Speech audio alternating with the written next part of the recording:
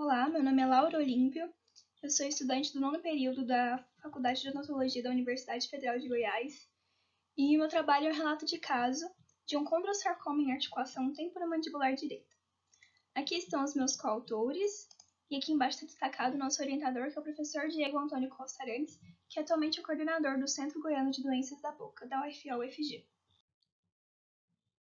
O objetivo do nosso trabalho é relatar o processo diagnóstico desse caso de condrosarcoma em articulação temporomandibular direita. Paciente do sexo feminino, 52 anos de idade, de pele clara e normosistêmica, compareceu ao Centro Goiano de Doenças da Boca, ou CGDB, com uma queixa de dor durante a abertura de boca. Ela relatou que esse quadro tinha uma evolução de aproximadamente 3 anos, mas que ela tinha trismo há 7 dias. A sintomatologia era associada à articulação temporomandibular direita, mas não tinha uma causa aparente. No exame físico extrabucal, nós encontramos um aumento de volume, um inchaço relacionado à face direita, provocando uma leve assimetria das faces.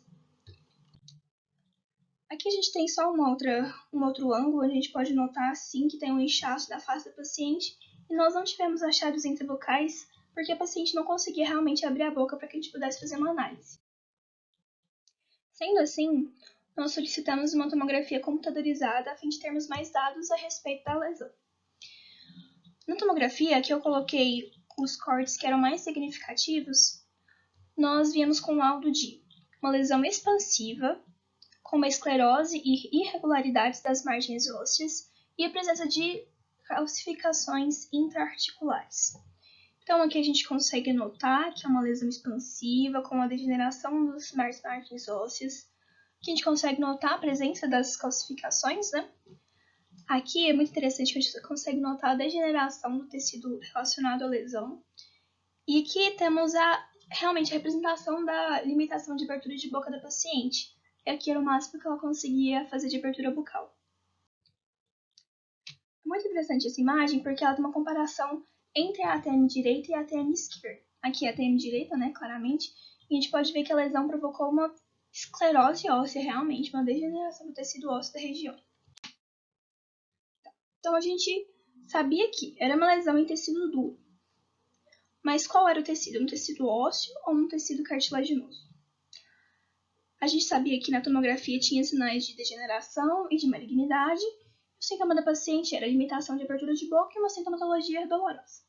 Sendo assim, a gente estabeleceu condromatose sinovial e algum sarcoma, seja o osteosarcoma ou condrosarcoma. Então a gente precisava descobrir qual era o tipo de tecido relacionado à lesão. Partindo da necessidade que a gente tinha de descobrir se era uma lesão relacionada a osso ou a cartilagem, a conduta estabelecida foi a condilectomia, que está representada aqui isquemicamente, que é uma excisão cirúrgica de um pedacinho do côndilo ou da cabeça da mandíbula, e a curetagem do tecido mole e friável relacionado à região. Esses espécimes foram encaminhados para uma análise histopatológica que a gente vai encontrar na próxima slide. Na microscopia, aqui em menor aumento e aqui em maior aumento, nós conseguimos encontrar uma matriz hialina do tecido que foi curetado, com a presença de condrócitos atípicos e sem formação osteoide. Era uma patologia em tecido condróide, sendo assim a gente tem estabelecido que o tecido duro relacionado à lesão era cartilaginoso. Tendo estabelecido então que era uma lesão relacionada a tecido condroide, ficamos com duas hipóteses diagnósticas: condrosarcoma e condromatose sinovial. Vamos então para a literatura para relacionarmos os nossos achados com o que era reportado. Ficamos com esse primeiro artigo aqui, que é uma revisão de literatura e um relato de casos de condrosarcoma, e este outro artigo, que é uma análise de 12 casos. No artigo de condrosarcoma, nós encontramos que uma neoplasia maligna, composta por matriz de cartilagem hialina e condrócitos em lacunas, sem formação osteoide. Ela pode surgir em qualquer região que tenha presença de cartilagem, que representa 11% das lesões em tecido duro, mas que em ATM é extremamente raro, tem pouquíssimos casos relatados. Nesse mesmo artigo, eles relatam que os achados em tomografia computadorizada é de uma lesão expansiva, de erosão óssea e apresentando calcificações em seu interior, como a gente pode notar aqui apontado nas setas do artigo. Já a microscopia que eles relatam é que tem a presença de condrócitos atípicos, uma mineralização distrófica, além de ter a presença de matriz de cartilagem hialina, condrócitos em lacunas e não tem formação osteoide. Já outro artigo, que é de condromatose sinovial, relata que a lesão não é uma neoplasia maligna, mas sim uma metaplasia da membrana sinovial da ATI, com corpos cartilaginosos migrando para o interior do espaço interarticular.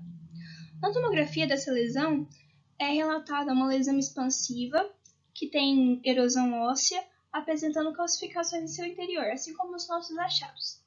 Mas já essa patologia relata condrócitos atípicos, mas mineralização distrófica incomum, além de proliferação cartilaginosa incomum.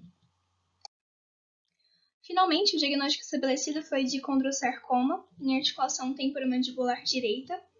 Os achados do nosso caso e os achados da revisão de literatura do artigo que nós selecionamos eram muito semelhantes, e a conduta estabelecida para o paciente foi um encaminhamento para centro oncológico especializado.